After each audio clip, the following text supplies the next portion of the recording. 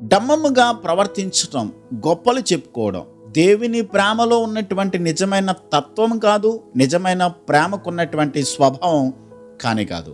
నిజమైనటువంటి ప్రేమ ఎదిగే కొద్ది కూడా ఒదిగి ఉంటుంది, అణిగి ఉంటుంది, తగ్గింపు కలిగి ఉంటుంది. అలాంటిదే నిజమైనటువంటి ప్రేమ అని దేవుని వాక్యం స్పష్టంగా నేర్పిస్తూ ఉంది.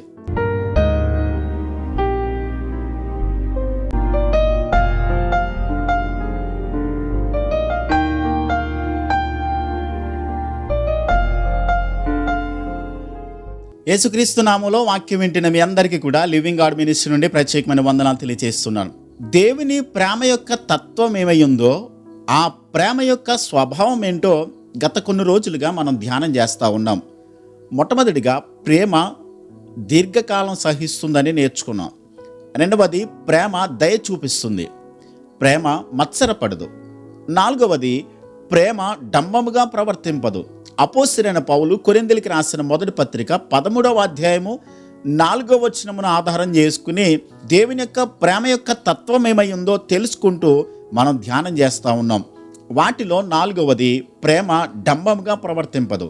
ప్రేమ డంబాలు చెప్పుకోదు, విర్రవీగి మాట్లాడదు, గొప్పలు చెప్పుకొని తన వృద్ధిని చూపించుకొని ప్రదర్శించుకొని అందరికీ తెలిసేటట్లుగా ఉండదు. ప్రేమ డంబముగా ప్రవర్తించటం, గొప్పలు చెప్పుకోవడం, లేని దానిని ఉన్నట్టుగా చూపించుకోవడం, లేని దాని గొప్పతనాన్ని గురించి మనం మాట్లాడుకోవడం.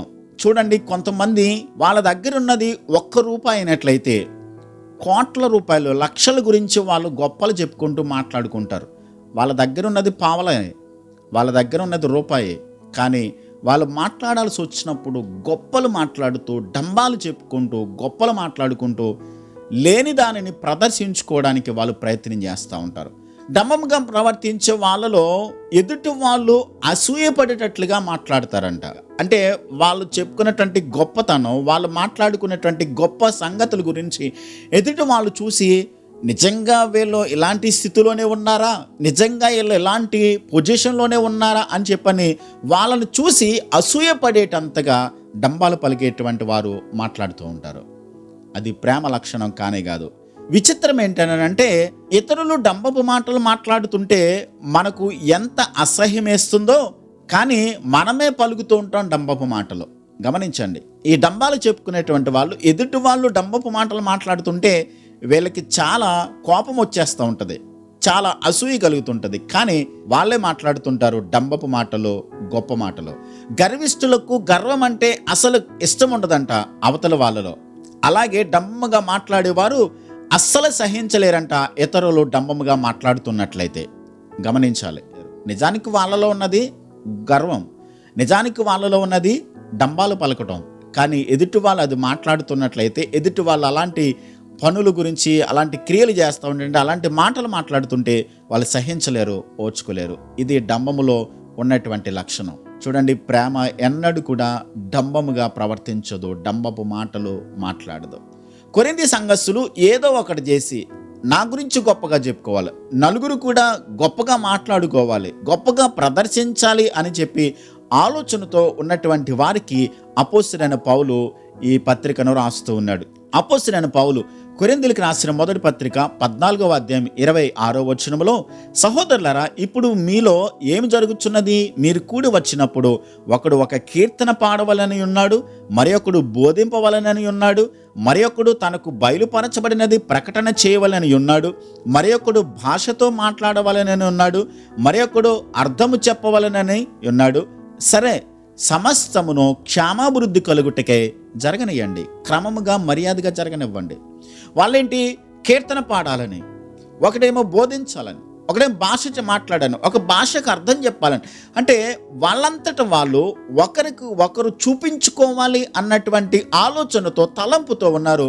అందుకనే పౌలు గారు రాస్తూ ఉన్నాడు, ప్రేమ డంబముగా ప్రవర్తించదు, ప్రేమ గొప్పలు చెప్పుకోదు, ప్రేమ తనని గురించి తాను గొప్పగా మాట్లాడుకోవడం, తనని గురించి తాను చూపించుకోవడానికి అందరూ గొప్పగా మాట్లాడుకోవాలని ఎన్నడూ కూడా ప్రేమ అలాంటి తత్వాన్ని కలిగి ఉండదు, తగ్గింపు కలిగి ఉంటుంది అని చెప్పని పౌలు గారు నేర్పిస్తూ ఉన్నాడు.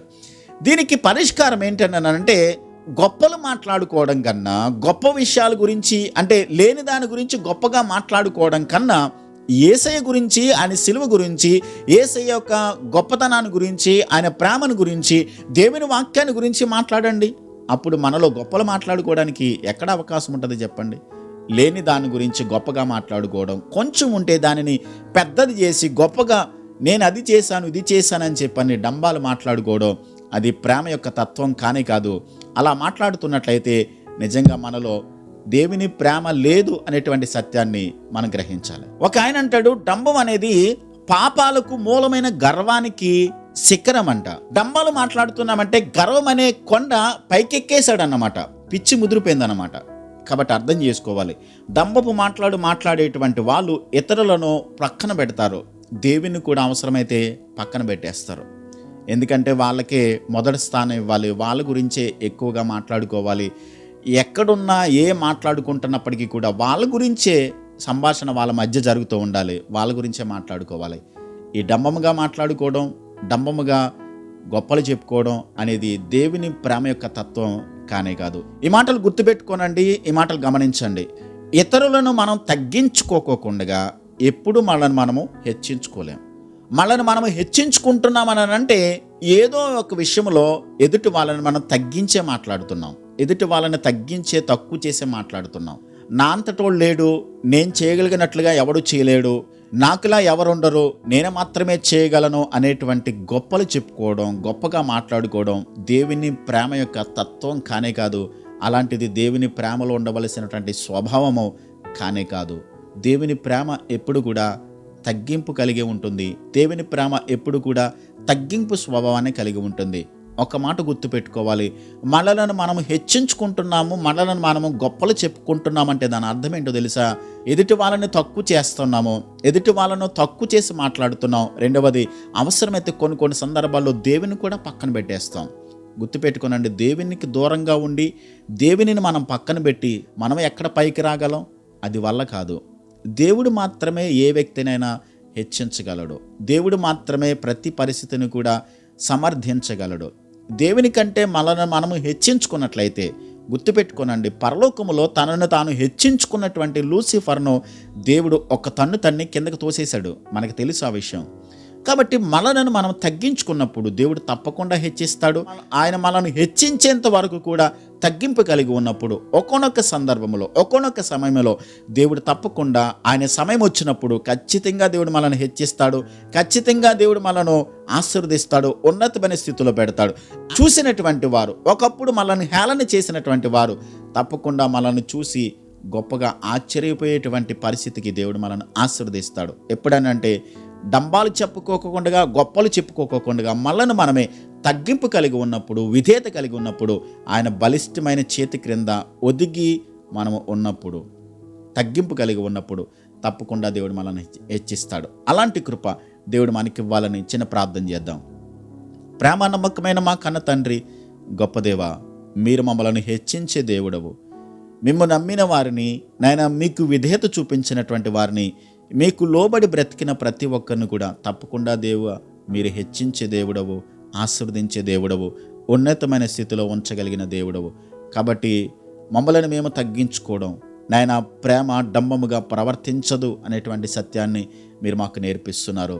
దేవా తండ్రి, నాయన మమ్మల్ని మేము హెచ్చించుకోవడం, మమ్మల్ని మేము గొప్పగా ప్రదర్శించుకోవడం, మమ్మల్ని బట్టి నలుగురు గొప్పగా మాట్లాడుకోవాలి అనేటువంటి తత్వాన్ని మాలో నుండి తీసివేసి నాయన మీ ఎదుట తగ్గింపు కలిగి, విధేయత కలిగి మేము నడుచుకోవడానికి కృపనివ్వండి. మీరు హెచ్చించేంత వరకు, మీరు మమ్మలను ప్రభా ఉన్నతమైన స్థితికి తీసుకుని వచ్చేంత వరకు మీ ఎదుటనే మేము తగ్గింపు కలిగి నడుచుకోవడానికి మీ కృపను చూపించి సహాయం చేయమని యేసుక్రీస్తు నామంలో ప్రార్థించి వేడుచున్నాను మా పరమ తండ్రి. ఆమేన్.